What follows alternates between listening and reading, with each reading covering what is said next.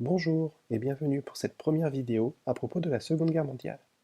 Nous allons y travailler les grandes phases de la guerre ainsi que les événements importants.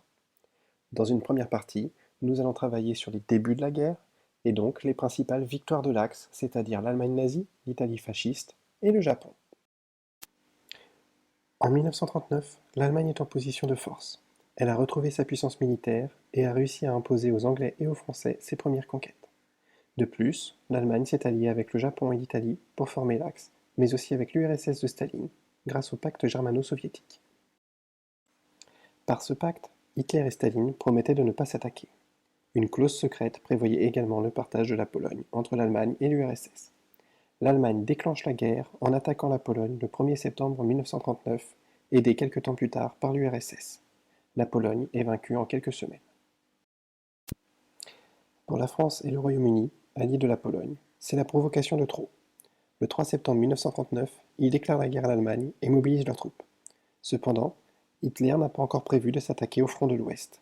Il préfère concentrer ses forces au nord et attaquer le Danemark et la Norvège, qui sont envahis en quelques semaines.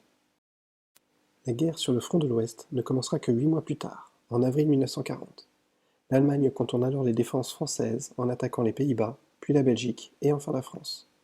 Le gros des armées françaises est rapidement encerclé ou contraint à la retraite, et la France doit finalement signer l'armistice avec l'Allemagne le 22 juin 1940, moins d'un mois après le début de la guerre.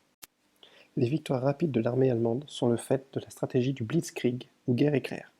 Elle repose sur l'utilisation d'armes modernes et rapides, comme des avions ou des chars d'assaut, qui sont concentrés sur un point de la défense adverse, pour y faire une percée. Les chars et les avions manœuvrent ensuite pour désorganiser tout le système de défense et occuper rapidement le territoire. Après la défaite française, l'Allemagne nazie n'a plus qu'un seul ennemi, le Royaume-Uni. Celui-ci va subir des attaques aériennes et des bombardements incessants de juillet à octobre 1940. C'est la bataille d'Angleterre.